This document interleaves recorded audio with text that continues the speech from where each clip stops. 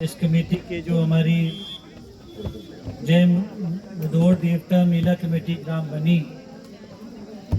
के हमारे युवा साथी हैं जिन्होंने इस आयोजन को गांव में पहुंचाया है और आज 8 वर्ष हो गए हैं कि आप इस सुंदर मेले को और इस जो स्पोर्ट्स एक्टिविटीज़ हम देख रहे हैं उसके लिए मैं आप सबको बहुत बहुत बधाई देता हूं और बहुत आपसे मुझे बड़ी खुशी हो रही है आपसे मिलकर। तमाम मेरे संग यहाँ पे हमारे प्रधान जी, उप प्रधान जी, हमारे बुजुर्ग यहाँ पे बैठे हैं,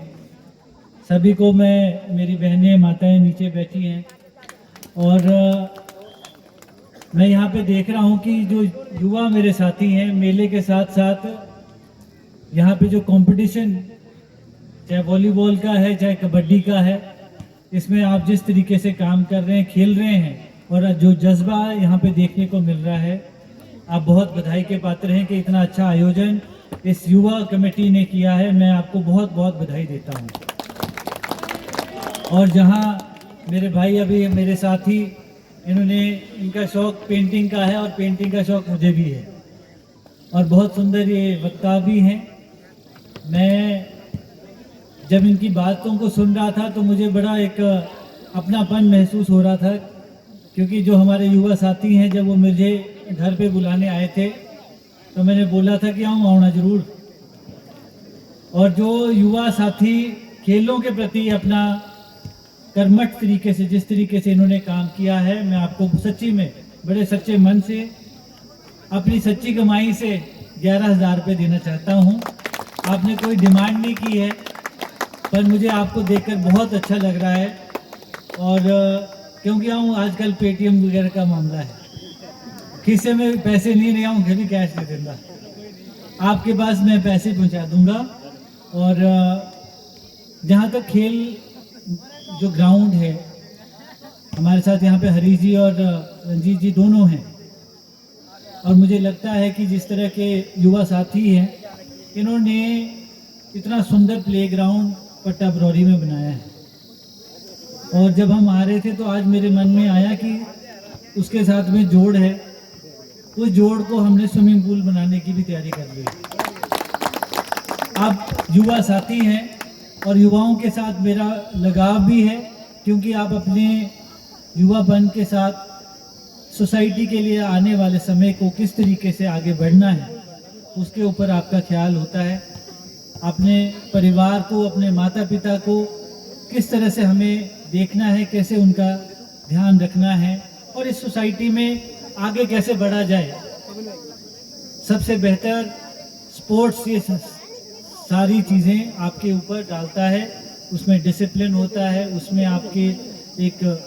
आगे बढ़ने की क्षमता बढ़ती है। और इस तरह का माहौल जब गांव में होता है तो आप इंटरनेशनल लेवल पे कैसे कॉम्पीट कर सकते हैं। वही माहौल हमें, आपका और मेरा और आपका यही तालमेल होना चाहिए कि आपकी जीवन शैली कैसे बेहतर हो सके, कैसे आप आगे बढ़ सकें, इसके ऊपर हम काम करने वाले हैं। मेरी माताएं यहाँ पे बैठी हैं और इन्होंने पिछली बार मुझसे कहा था कि जो हमारा यहाँ पे बनी में महिला मंडल का भवन है उसमें मिट्टी गिरी थी, तो मैंने उनको कहा था कि 15 दिन में उस मिट्टी को हम साफ कर देंगे। दूसरे दिन ही रंजीत भाई की मशीन भी आई थी और उसको साफ कर दिया गया था, पर उसको साफ करते करते मेरे विनोद भाई के घर का जो रास्ता है